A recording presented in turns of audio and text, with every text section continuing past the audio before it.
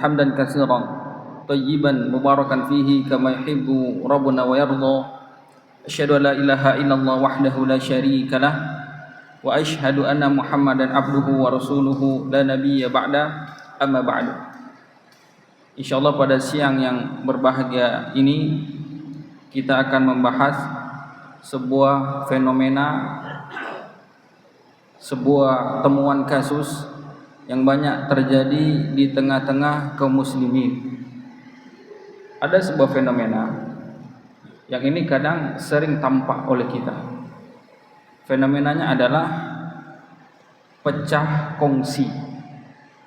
Pecah kongsi.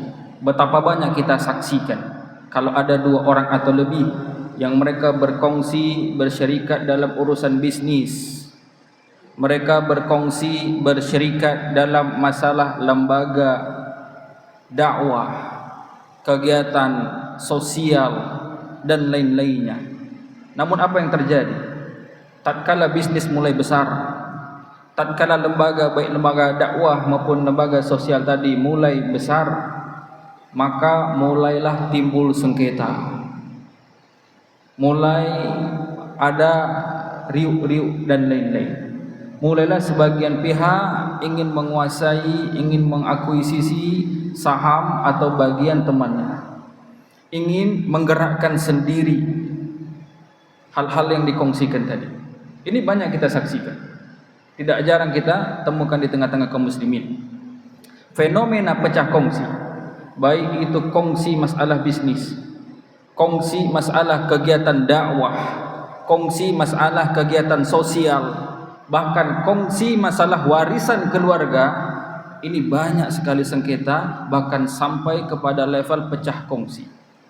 Fenomena ini sudah Allah kabarkan di dalam Al-Quran, di dalam surat Sad ayat 24, melalui lisan Nabi Daud.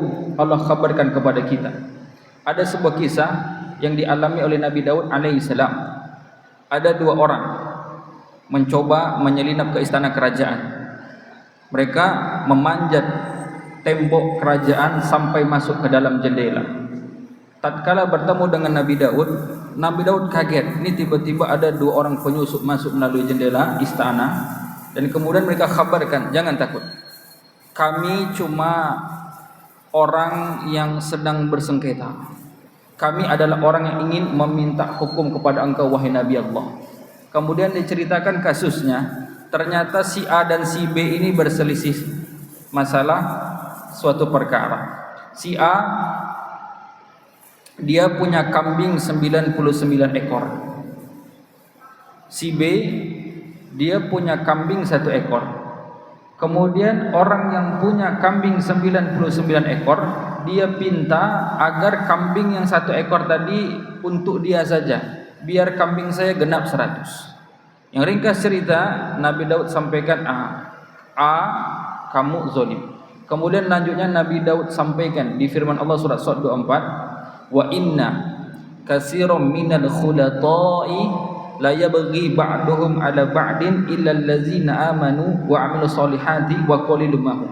Sesungguhnya mayoritas orang yang berkongsi, mayoritas orang yang bekerja sama, mayoritas orang yang bersyirkah, baik itu syirkah masalah bisnis, kongsi masalah kegiatan dakwah, kongsi masalah kegiatan sosial, mayoritas orang yang berkongsi la yabghi ba'duhum ala ba'din, pasti sebagian akan melampaui batas, sebagian akan berbuat zalim atas pihak lainnya, sebagian ingin menguasai, merasa lebih unggul, ingin mengambil alih dari saham temannya. Illal ladzina amanu wa 'amilus solihati, kecuali orang-orang yang berkongsi itu hanyalah orang-orang yang beriman dan beramal soleh.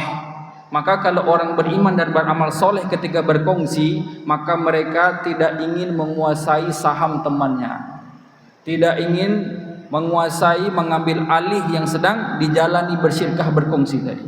Wa qalilum mahum, cuma orang-orang yang beriman dan beramal soleh yang berkongsi ini cuma sedikit. Ini sudah Allah kabarkan. Maka tidak heran ketika banyak zaman sekarang kita dapati orang yang pecah kongsi. Karena sudah Allah kabarkan, karena mayoritas orang yang berkongsi itu sebagiannya ingin menguasai sebagian yang lain. Kenapa? Banyak orang yang pecah kongsi. Kurang lebih ada 2 sebab kenapa orang bisa pecah kongsi. Turunan dari pembahasan ayat tadi. Faktor pertama orang pecah kongsi adalah merasa lebih hebat, merasa lebih unggul, overpower terhadap partner yang lainnya. Oh, ini bisnis, ini kegiatan dakwah, kegiatan sosial bisa besar, ini kan ide saya, kan saya yang banyak kerja, kan relasi saya, itu donatur kan link-link saya. Ini banyak. Dan yang luar biasanya kalau kongsi itu kalau pas roda di bawah baru mulai, itu solidnya luar biasa, bahu membahu. Tapi ketika sudah besar, apalagi sudah banyak uang-uang di sana, sudah besar deras perputaran uang, baru bisikan tadi datang. Ini kan ide kamu, kan kamu yang banyak kerja, itu kan relasi kamu, itu kan link kamu. Ya sudah, ambil alih sudah. Jadi yang pertama adalah orang pecah kongsi itu karena merasa lebih unggul dari partnernya. Padahal tidak. Nabi sallallahu alaihi wasallam bersabda, hadis Ibnu Majah, derajatnya sahih. Apa kata Nabi sallallahu alaihi wasallam? Nabi gambarkan kepada kita kongsi yang kita jalankan, syarikat bisnis, kerjasama dakwah sosial yang kita jalankan, itu bisa besar, bisa sukses, itu bisa jadi sebabnya karena ada kehadiran teman kita tadi. Yang teman kita, partner kita yang kita anggap kurang pinter dari kita, kurang rajin kerja dari kita, gara-gara dia makanya kongsi tadi besar. Rasul khabarkan hal ini. Apa kata Nabi sallallahu alaihi wasallam? Yaqulullahu, Allah berfirman, ana salisu syarikaini malam yakhun ahaduhuma sahibah. Aku akan menjadi orang ketiga. Aku akan menjadi orang ketiga di antara 2 orang yang kerja sama, malam yakhun ahaduhuma sahibah, selama salah satunya tidak mengkhianati saudaranya. Jadi kalau ada orang berkongsi sementara mereka tidak ada yang saling berkhianat, maka Allah akan terjun, Allah akan ikut terlibat dalam kongsi dalam syarikat tadi. Entah itu kongsi masalah bisnis, kongsi kegiatan dakwah, dan kongsi kegiatan sosial, Allah ikut di sana. Apa penjelasannya? Para ulama menjelaskan maksud Allah ikut dalam kongsi, Allah akan menjaga kongsi tadi agar tidak hancur. Kalau itu dagangan, maka Allah berikan keberkahan pada kongsi tadi, biar dia berkah, biar dia bisa besar. Jadi subhanallah, keberhasilan kongsi kita itu bisa saja dengan sebab adanya partner tadi. Jadi jangan sampai ketika besar ingin menguasai, ingin ambil alih. Enggak, bukan kita yang hebat, bukan kita yang membuat itu besar, tidak. Jangan sampai seperti Korun. Jangan mau menjadi Korun yang mengandalkan diri sendiri, yang mengandalkan kepintaran. Ketika Korun ditegur, ketika Korun dinasehati, apa kata Korun? Innama, ini di surah Al-Qasas ayat 78. Innama utituhu ala ilmin indi. Sesungguhnya harta itu didatangkan kepadaku, aku bisa kaya ala ilmin indi, karena kepintaranku. Enggak, bukan kita yang hebat. Jadi kongsi tadi Rasul khabarkan, bisa saja kenapa kongsi syirkah itu jadi besar, itu karena ada partner tadi.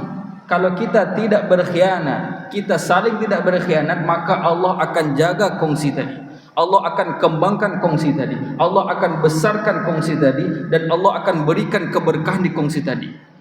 Fa iza khanahu kharajtu bainahuma, kata Allah. Apa kata Nabi sallallahu alaihi wasallam selanjutnya? Jika salah seorang sudah mulai berkhianat, salah seorang ingin menguasai saham tadi, ingin menguasai bisnis tadi, maka kharajtu bainahuma, maka aku akan keluar dari perkongsian tadi. Aku enggak akan jaga kongsi tadi, enggak akan diberikan keberkahan pada kongsi tadi. Itu bisa diambang kehancuran, atau nanti jalannya sudah tidak baik. Kongsi Jangan pikir karena kita yang hebat sehingga usaha bisa besar, kegiatan dakwah dan sosial bisa besar. Bisa jadi itu karena keterlibatan partner kita. Nabi sallallahu alaihi wasallam bersabda, ada sebuah asar hadis Tirmizi, kana akhwani ala ahdi Nabi sallallahu alaihi wasallam. Dulu ada dua orang pemuda di zaman Nabi sallallahu alaihi wasallam. Fakana ahaduhuma ya'ti Nabiy sallallahu alaihi wasallam. Ada dua orang bersaudara kandung. Si adik salah satunya dia kerjaannya pergi menghadiri majelis Nabi, pergi belajar kepada Nabi, alias tidak punya kerja. Jadi dia pergi di mana Nabi mengajarkan hadis, dia datang. Wal akharu yahtarif, dan abangnya itu kerja. Jadi sehariannya itu abangnya yang kerja, kemudian nanti dibelikan makanan minum untuk biaya adiknya belajar. Tapi lama-lama abangnya merasa jengkel, masa cuma saya tok yang kerja. Ini si adik tidak tahu diri, goyang kaki, belajar, baca, ikut Nabi, enggak pernah kerja. Ini gimana hidupnya? Kemudian fasyaka akhuhu ila Nabi sallallahu alaihi wasallam. Kemudian si abang yang kerja, fasyakal muhtarif, yang kerja tadi dia lapor kepada Nabi, ya Rasulullah, adik ane nih belajar tok, enggak pernah kerja, ane kerja terus. Ini gimana hidupnya? Kemudian apa kata Nabi? La'allaka turzaku bihi, ketahuilah engkau diberi rizki karena saudaramu yang belajar. Jadi banyak, ada kalanya disebabkan orang lain rezeki mengalir kepada kita, dan itu juga berlaku dalam kongsi. Jangan merasa kita yang hebat, kita yang punya andil besar, enggak. Karena kehadiran partner tadi Allah jadikan kongsi tadi. Nabi sallallahu alaihi wasallam bersabda tentang ada orang kaya di zaman Nabi sallallahu alaihi wasallam. Dia merasa unggul dari yang lainnya. Dia merasa pede dengan kekayaannya, dengan skill dan lainnya. Kemudian Rasul tegur, apa kata Nabi sallallahu alaihi wasallam? Hal tunsaruna wa turzakuna bi adhifaikum atau bi du'afaikum. Ketahuilah, kalian yang orang-orang kaya ini, kalian diberikan pertolongan oleh Allah, diberikan rezeki oleh Allah karena ada orang-orang miskin di sekitar kalian. Subhanallah.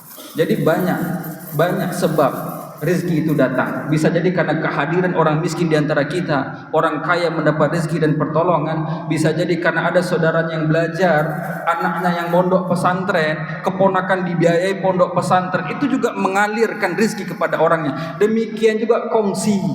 Jangan pernah mengakui sisi kongsi, jangan pernah mengambil alih kongsi, baik itu kongsi bisnis, kongsi kegiatan dakwah, kongsi kegiatan sosial. Enggak, bukan kita yang hebat. Bisa jadi itu besar karena adanya partner-partner tadi. Jangan menjadi korun yang merasa diri paling hebat.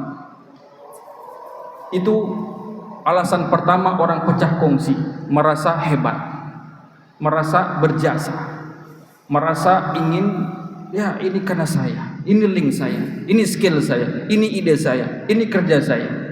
Walaupun tidak menutup kemungkinan, terkadang dalam dunia kongsi, kadang memang ada juga partner yang tidak tahu diri, yang dia malas gerak, malas kerja. Kalau memang didapati dia memang enggak produktif sama sekali, maka ini tentu saja didiskusikan baik-baik. Ini bagaimana kasusnya? Kamu kenapa tidak gerak? Ini kita jalan sendiri-sendiri atau kita rubah porsi saham? Tentu saja yang kerja berhak dapat besar daripada yang kecil. Itu solusinya. Tapi kalau dia sama-sama kerja dengan kita, sama-sama usaha, tapi tidak semaksimal kita, ini bukan menjadi alasan untuk menendang mereka dari kegiatan-kegiatan kongsi kita. Aqulu qouli hadza fastaghfirullah li wa lakum wa lisairil muslimina innahu huwal ghafurur rahim. Assalamualaikum warahmatullahi wabarakatuh.